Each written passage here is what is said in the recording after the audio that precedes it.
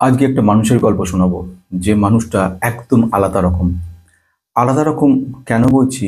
কারণ মানুষটা খুব অসুস্থ। অনেক দিনের স্বপ্ন, বিরাট বড় একটা স্বপ্ন নিয়ে তৈরি করা জগৎ তার। আমি যে মানুষটার কথা বলতে চলেছি, সেই মানুষটার নাম হচ্ছে সুভাষ। সুভাষের বাড়ি হচ্ছে ঘাটাল। ওর কথা যদি বলি, বেশ অদ্ভুত রকম। বহু বছর ধরে আমার সঙ্গে রয়েছে এবং বহুবার আমাকে অনুরোধ করে গেছে, বহুবার অজস্র। ওর যদি তোমরা মেলটা চেক করে দেখো, আমাকে যা পাঠিয়েছে, কত অজস্রবার কত রিকোয়েস্ট করেছে মনে আছে আমার। খুব অসুস্থ মানুষটা। ও লিভার ট্রান্সপ্লান্ট হওয়ার কথা রয়েছে, এমনই পরিস্থিতি হতে পারে।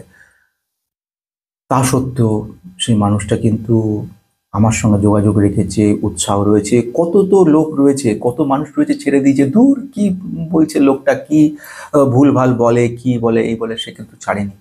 সে কিন্তু ধৈর্য ধরে রয়ে গেছে। এই ধৈর্যের ফল অবশ্যই ভালো হবে, কারণ আমি তার জন্য অনেক প্রার্থনা করি। আমি ওর ভিডিওটা, ওর টোটাল লেখাটা আমি পড়ছি। তারপরে আমরা ওর পোর্টফোলিওতে যাব। অনেক স্টক ভুলভাল নিয়ে রেখেছি ঠিকই, কিন্তু স্টক ভুলভালটা তো স্বাভাবিক ঘটনা। কিন্তু এটার থেকে অনেক বড় ঘটনা মানুষটার সততা, মানুষটার ধৈর্য। মানুষটা এত অসুস্থতার মধ্যে থেকেও কিন্তু তবু ধৈর্য ধরে সঙ্গে থেকে গেছে। কতবার অনুরোধ করেছে, কিন্তু এতটুকু ধৈর্য হারায়নি। এমন মানুষও দেখেছি ধৈর্য রাগ হয়ে গেছে, 5 বার 6 বার মেল করার পরে আবার মানে কটু কথা বলে ছেড়ে দিয়েছে, কিন্তু কিন্তু সে করেনি। এ কিন্তু ধৈর্য ধরে রয়ে গেছে। তো আমার প্রিয় বন্ধুরা, সবাইকে আজকে ওর একটু কথা শোনাবো। ওর নাম হচ্ছে সুভাষ, সুভাষ দাস। স্যার, প্রথমেই আমার প্রণাম নেবেন। আমি সুভাষ দাস, পশ্চিম মেদিনীপুর ঘাটাল থেকে লিখছি। আমার বয়স 43 বছর। পেশা শিক্ষকতা, উনি টিচার। বয়স হচ্ছে 43। এবং আমি বহু দিনের সাবস্ক্রাইবার। আমি জানি সুভাষ, সেটা তোমাকে। আমার পরিবারে মা, বাবা, স্ত্রী এবং 8 বছরের পুত্র সন্তান রয়েছে। ও বলছে বহুদিনের সাবস্ক্রাইব, পরিবারে মা, বাবা, স্ত্রী, 8 বছরের পুত্র সন্তান রয়েছে। বর্তমানে ইকুইটি মার্কেটে প্রায় 9 লক্ষ টাকা ইনভেস্ট করেছে। 9 লাখ। আচ্ছা, 5। এবারে এবং 18% লাভে রয়েছে। এটা আগের চিঠি, এখন ওটা দেখতে হবে পরে। এরপরে বলছে সেই সঙ্গে মিউচুয়াল ফান্ডে 1.5 লক্ষ টাকা ইনভেস্ট করে 9% লাভে আছি। মিউচুয়াল ফান্ডে ও কিন্তু 1.5 লক্ষ টাকা ইনভেস্ট করেছে, আর এটা হচ্ছে আমাদের ইকুইটিতে করে রেখেছে। আচ্ছা, 12 থেকে 15 বছর ধরে ইনভেস্ট করতে চাইছে। 12 থেকে 15 বছর সময় রয়েছে ওর কাছে। উচ্চ মাঝারি রিস্ক নিয়ে থাকতে চাইছি। প্রতি মাসে মিউচুয়াল ফান্ডে 8,000 টাকা করে এসআইপি করা আছে। 8,000 করে এসআইপিও করে গেছে। ল্যান্ড কেনার জন্য 20 লক্ষ টাকা লোন নিয়েছি। এবার ওর লোন রয়েছে, সেটা হচ্ছে 20 লাখ। আচ্ছা, এবারে হচ্ছে এই মুহূর্তে ইয়ারলি 30,000 টাকা করে ইকুইটিতে দিতে পারবে। মানে এখানেও 30,000 টাকা করে ইয়ারলি দিতে পারবে। মানে মাসে হচ্ছে অ্যারাউন্ড 3,000 টাকার কম, 2,500 টাকা করে দিতে পারবে এরা মোটামুটি। এবারে আসছি যেটা, সেটা হচ্ছে এক্ষেত্রে কিছু মিউচুয়াল ফান্ড কমিয়ে স্টকে কি বেশি করে ইনভেস্ট করব? প্রতি মাস ইকুইটিতে কোন কোন স্টকগুলোতে ইনভেস্ট করা ভালো হবে? আমার চিকিৎসা চলছে হায়দ্রাবাদ AIG-তে। ওখানে অনেকটা টাকাই খরচ হয়ে যায় লিভারের একটি দুরারোগ্য ব্যাধির জন্য। হয়তো আমাকে কখনো লিভার ট্রান্সপ্লান্টও করতে হতে পারে। তাই বাধ্য হয়ে মাঝখানে কিছু টাকাও এ থেকে তুলে নিয়েছিলাম। সুভাষ দাস অসুস্থ, ওর দুরারোগ্য ব্যাধিতে আক্রান্ত লিভারে, এবং এমনই পরিস্থিতিতে রয়েছে যেটা সত্যি খুব চিন্তার ব্যাপার রয়েছে ওর কাছে। কিছু টাকাও তুলে নিয়েছে, একথা বললো। দয়া করে আমার পোর্টফোলিওটা ডিজাইন করে দেন। এর আগেও অনেকবার মেল মেসেজ করেছি, শুধুমাত্র আপনাকে একবার সামনে দেখার জন্য, আপনার সাক্ষাৎ পাওয়ার জন্য। আমার কন্ট্যাক্ট নাম্বার, এটা আমি বলবো না। পোর্টফোলিও অ্যানালিসিসে আপনার সাম্মানিকটা দয়া করে জানাবেন, আমি আপনার ফোন পেতে পাঠিয়ে দেবো। যদি কোনো প্রয়োজন হয় দয়া করে একটু কল করবেন। কল করলে নিজেকে ভাগ্যবান মনে করব। আমার ইনভেস্টমেন্টের স্ক্রিনশট পাঠালাম, জানি অনেক ভুল আছে এবং নিজেই বুঝতে পারছি অনেক বেশি স্টক নিয়ে ফেলেছি। এরপর আপনি ঠিক করে দিলে কথা দিচ্ছি পুরোপুরি আপনার কথা মতো চলবো। সুভাষ, এখানে প্রথম ঘটনা তোমাকে বলার, সেটা হচ্ছে কোনো সাম্মানিকের প্রয়োজন নেই। আমি তোমার কাছ থেকে কোনোদিন চাইও নি, আর চাইবও না।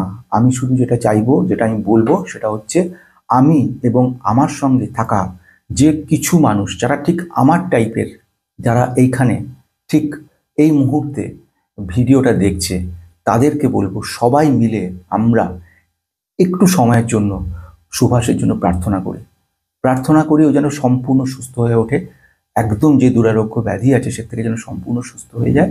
একটা কথা সুভাষ জানবে, প্রার্থনার কিন্তু একটা বিরাট দাম আছে, এটা কিন্তু মানতে হবে। প্রার্থনা করে অনেক রোগ অনেক কিছু সারিয়ে দেওয়া যায়। এবং আমরা যে কজন এই কমিউনিটিতে রয়েছি, ঠিক আমাদের মতোই মানুষগুলো, আমার মতো তৈরি হওয়া তারা কিন্তু ভালো চায়, সকলের ভালো চায়, নিজের থেকে বেশি অন্যের ভালো চায়। এবার আসি পরের কথাতে সুভাষ, যেটা বলা দরকার, আমরা সবাই মিলে প্রার্থনা করছি এই মুহূর্তে তুমি সম্পূর্ণ সুস্থ হয়ে যাবে এবং কোনো অসুবিধা হবে না তোমার।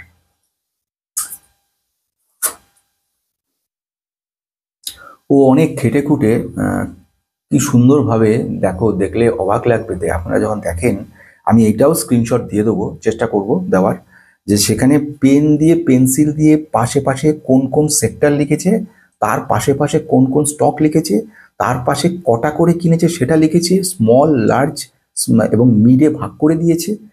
খুব সুন্দর করে ও কাজটা করেছে। সত্যি সুভাষ, আমি এটা থেকে তোমাকে আমি তুমি করে বলছি, তুমি মাস্টার মশাই, তোমাকে হয়তো এটা অন্য জায়গা হলে অপমানের জায়গা হয়তো হতো, কিন্তু তোমার সঙ্গে আমার যে সম্পর্কটা রয়েছে সেটা কিন্তু ওই মাস্টার মশাই টিচার বা অন্য কিছু নয়। তোমার সঙ্গে আমার হচ্ছে দাদা ভাইয়ের সম্পর্ক, আমি সেই সম্পর্কের জোরেই তোমাকে আমি তুমি করে বলছি। কিছু মনে করো না, প্রথম ঘটনা। দ্বিতীয়ত হচ্ছে, আমরা সবাই তোমার সঙ্গে আছি, কোনো অসুবিধা নেই। যদি কোনো প্রয়োজন পড়ে, যে কোনো প্রয়োজন, নির্দ্বিধায় আমাকে মেল করবে, আমাকে টেক্সট করবে, আমাকে কমেন্ট করবে, যে কোনো, আমি বলতে চেয়েছি যে কোনো প্রয়োজন আমরা সঙ্গে সব সময় রয়েছি, যেভাবে পারবো সাহায্য করবো তোমাকে। এবারে আসছি আরেকটা গুরুত্বপূর্ণ কথাতে, ওর পোর্টফোলিওটা, এবারে আমি সিধা চলে আসবো পোর্টফোলিওতে। ও অনেকবার মেল করেছে, এই সুবাদে একটা কথা বলে রাখি সুভাষ, বা অন্যরাও বারবার মেল করো না, হ্যাঁ, একবার করে রাখো, প্রতিটা মেল আমার কাছে পৌঁছায়। আমি যে এতজন মেল করেছো তোমরা, আমি যদি এখানে লিস্টটা বলি, তোমরা দেখবে যেরকম সত্যব্রত নাথ, উজ্জ্বল রায়, শেখ রাজা, তারপরে অভিজিৎ, নন্দিতা, দেবব্রত, নন্দিতা একাধিকবার করেছো, সৌমেন, রাজীব, জয় চ্যাটার্জি, সাহিল শেখ, সকলেরটা পাচ্ছি, আমি প্রত্যেকেরটা পেয়েছি। কিন্তু এই যে রেসপন্স করার যে সময়, এই যে কিছু বলার সময়, এটা কিন্তু একেবারে কমন, তোমরা জানো না। মানে এই মুহূর্তে আমি একটু অড, মানে বাকিদের তুলনায় অনেকটাই হয়তো অড। আমি নিজে হাতে সব কাজ করি, রান্না থেকে শুরু করে সমস্ত কিছু, তো অফিসও করছি, কাজও করছি, সব কিছু, তার মধ্যে সময় সময় কিন্তু এই কাজগুলো করছি। আমি যে এখন করছি, ঘড়িতে কিন্তু মাঝে মাঝে দেখছি আমি যে সময়টা কতটুকু সময় পাচ্ছি, মানে এতটা টাইট শিডিউলে থাকি। আমার আসল সময় হয় রাত 12টা থেকে রাত 2টো, কিন্তু সময় শরীর সেটা পারমিট করে না, সেই জন্য আমি বাধ্য হয়ে আবার এই সময় দিয়ে এসেছি। সিধা চলে যাবো সুভাষের ডাইরেক্ট পোর্টফোলিওগুলোতে। আমি সুভাষ যেটা যে বলতে চলেছি, প্রথম তুমি রেখেছো ডিক্সন টেকনোলজি, আমার কথা যেটা সেটা শুনে রাখো, প্রচুর স্টক নিয়ে রেখেছো, সেগুলোকে বাদ ছাড় দিতে থাকো। Dixon, Titagarh, BSC, Sona BLW, এমটার, টাটা পাওয়ার, হিন্দুস্তান ফুডস, অ্যাক্সপ, pearl global, Cipla, man infra, HDFC, rail Vikas, Indian railway মানে আইআরইডিএ, তারপরে KPIT, Caplin, Anu pharma, Bajaj finance, Bajaj housing finance, Anantraj, NSDL, IDFC, Waaree energy, amber, Finotex chemical, L and T, HDFC bank, black box, Asian paints, Hindustan aeronautic limited, India hotel, environment, HCL, enviro যেটা বলেছিলাম, HCL technology, Moschip technology, ভাটেক, ITC, IRFC, Bajaj finance, Fortis health care, Bharat electronics, Mahindra and Mahindra. এই হলো তোমার total ব্যাপারটা। এখন তোমার যে লাভ লোকসানের যদি খাতা দেখি, যে মোটামুটি 17% মতো, 18% ঠিকই রেখেছো, যেটা দাঁড়িয়েছে। এখন আমার বক্তব্য যেটা খুব সহজে তোমাকে বলি, এইগুলো থেকে আমি যে কটাকে বলছি সেগুলোকে রেখে বাকি সব মুছে দাও। মুছে দাও বলতে প্রফিট বুক করতে থাকো, আর কিছু দেখার দরকার নেই। যেমন আমি যেগুলোকে বলতে বলতে যাব, সেগুলোকে চটপট চটপট করে মোটামুটি একটা জায়গায় লেখো। আমি গোলও ঠিক মতো হয়নি, আমি শুধুমাত্র বোঝানোর জন্য এসব কাণ্ডগুলো করতে চলেছি। একটা জিনিসকে মনে রাখো, বেশি বাড়াবাড়ি করবে না। এখানে অনেক গল্পের কথা মনে পড়ে যাচ্ছে, গল্প মানে নিজের জীবনে ঘটে যাওয়া ঘটনাগুলো, এই তোমারটা বলতে বলতে এত মনে চলে আসে। যেমন একটা ঘটনার কথা যদি বলি, আমার সময়ও আর বেশি দেবে না, মোটামুটি চট করে করছি। এই মুহূর্তে আমি যে কথাটা বলতে চলেছি, সেটা বড় ভারী অদ্ভুত ব্যাপার। আমার এক ক্লায়েন্ট বহুদিন আগে এসেছিল, এবং মনে আছে এইসব ক্লায়েন্টগুলো আলটিমেটলি গিয়ে মুশকিলে পড়ে। কেন পড়ে? তার কারণ হচ্ছে যে এরা ভাবে যেটা, যে যত দেখবে, মানে খুব শর্টে যদি বলি, মানে যারা ডাম্প টাইপের পিপল হয়, মানে অত বেশি বোঝে না, তারা কিন্তু এই মার্কেটে দারুণ রেজাল্ট করে। আর যারা বেশি বিভিন্নভাবে সূক্ষ্ম সূক্ষ্ম চিন্তা ভাবনা করে, আলটিমেটলি তারা কিন্তু এই মার্কেটে কিচ্ছু করতে পারে না। এই মার্কেটে কিছু সেরা স্টককে নিয়ে ভুলে যাও একদম সহজভাবে। এটা হচ্ছে সহজ সরল কথা। আমি আমার এত বছরের জীবনে শুধু এই সাধারণ কথাটুকু বুঝতে পেরেছি। এত বড় কত জটিল জটিল বিষয় রয়েছে, কত কমপ্লেক্স ফান্ডামেন্টাল রেশিও রয়েছে। আমি তো একটু একটু শেখানোর চেষ্টাও করি তোমাদের জায়গায় যারা মেম্বারশিপ নিয়ে রেখেছো।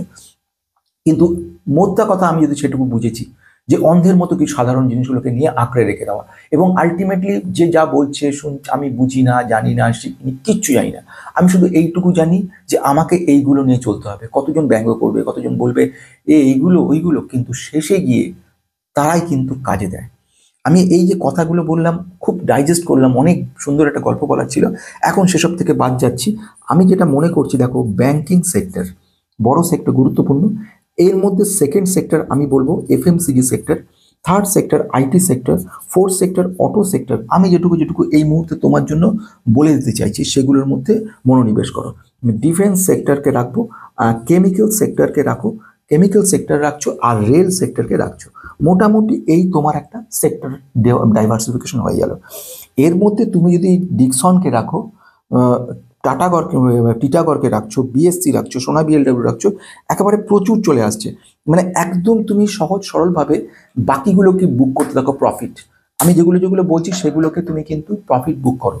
কেন বলছি এখন প্রশ্ন আসবে, অনেকে বলবে যে আমি শুধু তোমার জন্য বলছি, আর আমিও বাইরের দিকে তাকাই না। অনেকে বলে এইটা ওটা সেটা, এগুলো কোনো আইডিয়াল পোর্টফোলিও নয়, শুধু তোমার জন্য তৈরি করা। যেরকম তুমি এর মধ্যে যেটা আমি তোমাকে বলে যাচ্ছি, ডিকসনকে রাখবে, যেটা জায়গায় রাখবে আমি সেটা করে বলে দিচ্ছি।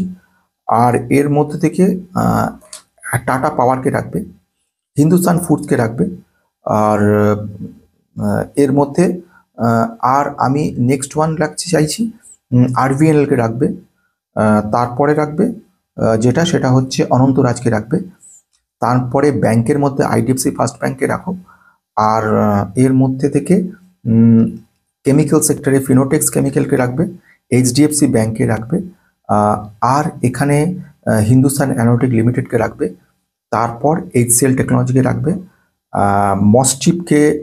মসচিপকে রেখে দাও। আর একটা জিনিসকে বলবে ভাটেক ওয়াবাগ একে রাখবে, আর কিছু আর ভারত ইলেকট্রনিককে রাখবে, আর একটা রাখবে মাহিন্দ্রা অ্যান্ড মাহিন্দ্রা। ব্যাস এই কটাকে রেখে আর সব যা আছে সব প্রফিট বুক করো। প্রফিট বুক করে আমাকে ফাইনাল লিস্ট পাঠাও, আমি সেই লিস্টটা কারেকশন করে দেবো, ফাইনাল মতো করে সেই মতো কিন্তু আমি তৈরি করে দেবো তোমাকে।